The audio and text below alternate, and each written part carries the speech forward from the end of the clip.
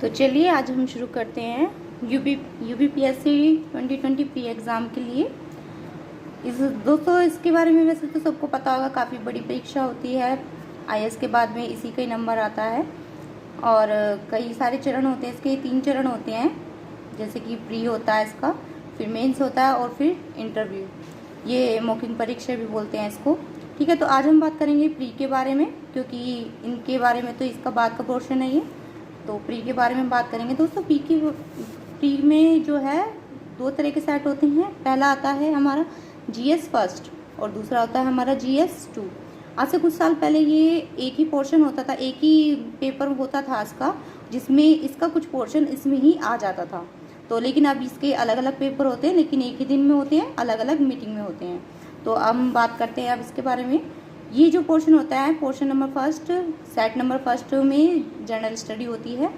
और ये जो सेकंड है सी सेट, इसमें होते हैं, ये सिर्फ एक क्वालिफाइंग एग्ज़ाम होता है जिसमें हमें 33% नंबर से पास होना होता है।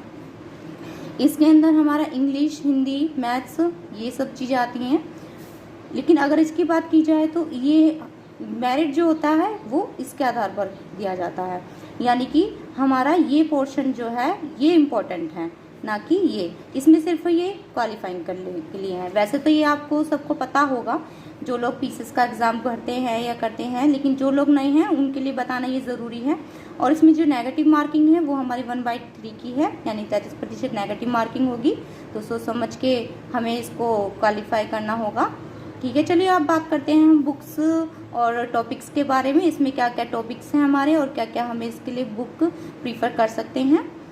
दोस्तों अब क्या है, अब ये जो पोर्शन है, अब ये पहले जैसे एग्ज़ाम नहीं होता है, बहुत ही हाई लेवल आने लगा है अब, जैसे जैसे कंपटीशन बढ़ता है। तो अब बात करते हैं हम इसकी सब्जेक्ट्स की। तो दोस्तों ये 4 सब्जेक्ट ऐसे लिए हैं मैंने, जो और सब्जेक्ट को देखते हुए सबसे ज़्यादा इम्पोर्टेंट मानती हूँ मैं अपने हिसाब से। तो ये जो साइंस है, अब साइंस में से बहुत ज़्यादा पोर्शन आने लगा है। और साइंस भी क्या, साइंस के लिए मैं थोड़ा सा और आपको बताने लगी। साइंस के साथ अब जो है टेक भी प्लस हो चुका है, यानी कि साइंस और प्लस टेक्नोलॉजी।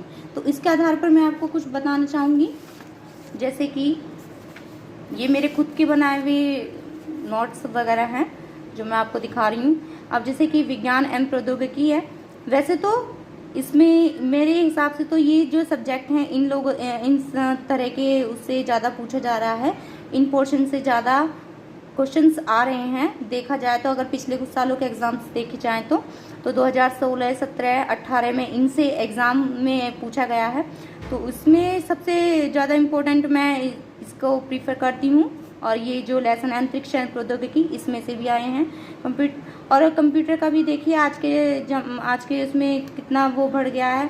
तो उससे भी हम अब इसको नेट से, संचार से जोड़ के देखें तो विज्ञान में उसने काफ़ी सारा महत्व है। तो उस हिसाब को देखते हुए इसके काफ़ी सारे क्वेश्चंस बनते हैं।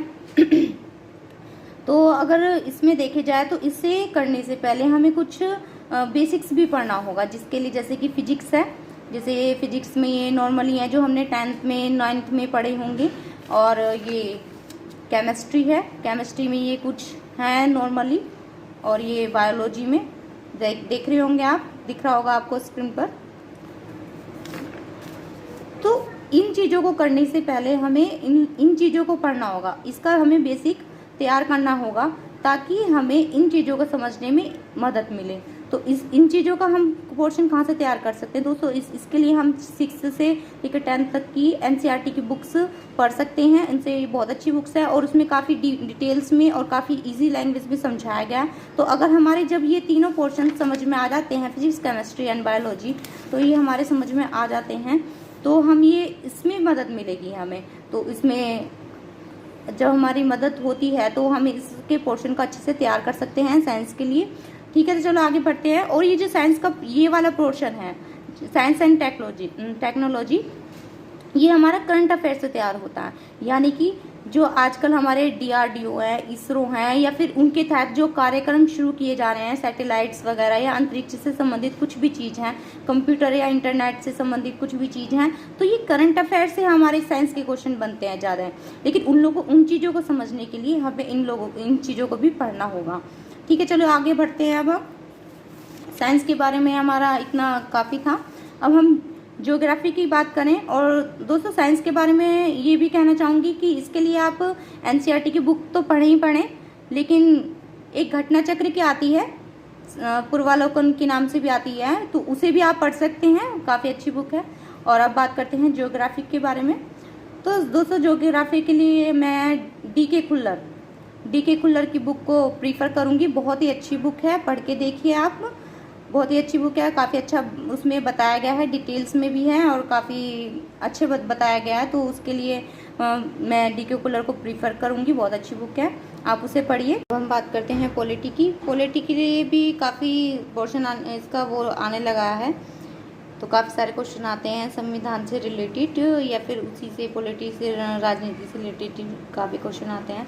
तो उसके लिए जो बुक है, उसके लिए परीक्षा वाणी या लक्ष्मीकांत की बुक भी अच्छी है बुक, तो उसके लिए लक्ष्मीकांत पढ़ें या फिर परीक्षा वाणी पढ़ें, दोनों ही बुक अच्छी हैं, उससे कवर हो जाएगा। और उसके अलावा हम अलग से क्वेश्चंस भी पढ़ सकते हैं, जैसे कि सेट आते हैं पिछले सालों में आए हुए, तो उन्हें पढ़ सकते हैं।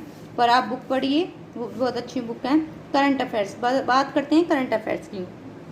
दोस्तों करंट अफेयर्स हम न्यूज़पेपर से कर सकते हैं, जैसे कि न्यूज़पेपर में एडिटोरियल आते हैं, बूस्टर्स आते हैं, तो उसको देखते हुए हम उसमें से टॉपिक्स उठा सकते हैं या उसके लिए अपने अलग से नोट्स भी तैयार कर सकते हैं। और जो हफ्ते में पत्रिका आती है, पत्रिका आती है, उसमें भी करंट अफेयर्स के बारे में काफ़ी दिया हुआ होता है, जो हमारे हफ्ते के अंदर हुए होते हैं, जो भी योजना होती हैं, कार्यक्रम होते हैं, वो सब आते हैं, वो भी हम पढ़ सकते हैं। और इसके अलावा हम मोबाइल्स पर या नेट्स पर, वेबसाइट्स पर करंट अफेयर्स पढ़ सकते हैं, ऑनलाइन भी। और अगर हम पत्रिका की बात करें तो दृष्टि पत्रिका बहुत अच्छी है, फर्स्ट नंबर पे मैं इसे रिकमेंड करूँगी, और सेकंड पे मैं घटना चक्र की भी बहुत अच्छी आती है, हर महीने रिलीज़ होती है, तो वो दोनों बहुत अच्छी हैं। आप दृष्टि पढ़ें, दृष्टि बहुत अच्छी है, ठीक है। बात करते हैं एनवायरनमेंट की। तो एनवायरनमेंट के लिए मैं परीक्षा वाणी को रिकमेंड करूँगी, बहुत अच्छी बुक है परीक्षा वाणी की भी। और अगर आपके पास परीक्षा वाणी नहीं है तो आप पर्यावरण और पारिस्थितिकी नाम से भी आती है बुक, उसे भी ले सकते हैं। अब बात करते हैं हिस्ट्री की। हिस्ट्री देखिए बहुत बड़ी है, हिस्ट्री का पोर्शन बहुत बड़ा है, तो इसे हम कुछ भागों में डिवाइड करके तब पढ़ सकते हैं, जैसे कि मॉडर्न है, एंशिएंट है, इंडियन हिस्ट्री आती है। तो मॉडर्न्स में से ज़्यादा क्वेश्चन पूछे जाते हैं, ऐसा नहीं है कि इसमें से नहीं पूछे जाते, पर मॉडर्न का ज़्यादा आता है क्वेश्चंस। तो पहले हम मॉडर्न पढ़ें, फिर एंशिएंट पढ़ें और इंडियन हिस्ट्री। तो इसके लिए एस.के. पांडे की बुक बहुत अच्छी है हिस्ट्री तैयार करने के लिए, उससे हम हिस्ट्री पढ़ सकते हैं और तैयार कर सकते हैं। फिर बात करते हैं मिसलेनियस की। इसमें विविध प्रश्न आते हैं, यानी कि किसी एक खास सब्जेक्ट को ना देखते हुए किसी भी पोर्शन में से, सब्जेक्ट में से क्वेश्चंस आते हैं, तो उसके लिए हमें मिसलेनियस पढ़ना होगा। इसे हम थोड़ा बाद में भी पढ़ सकते हैं, जैसे कि ये सब्जेक्ट हमारे कवर हो जाते हैं तो उसमें से ही ये क्वेश्चंस बनते हैं। अब आता है हमारा यूपी स्पेशल हमारा शुरुआत से ही तैयार करने की ज़रूरत नहीं है, हम परीक्षा के टाइम पर उससे मतलब कुछ टाइम पहले या 1 महीना पहले या 15-20 दिन पहले भी तैयार कर सकते हैं, क्योंकि इसका ज़्यादा पोर्शन नहीं है, पर क्वेश्चन आते हैं, तो उसे हम कवर कर सकते हैं यूपी स्पेशल को। इसे हम एंड में ही पढ़ेंगे थोड़ा। अब बात करते हैं इकोनॉमिक्स की।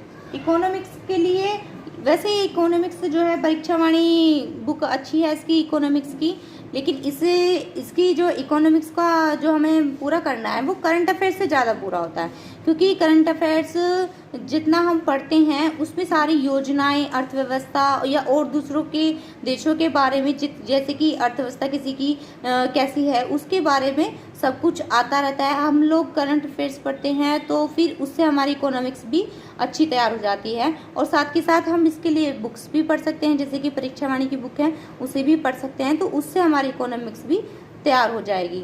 ठीक है, तो दोस्तों आज के लिए सिर्फ इतना ही।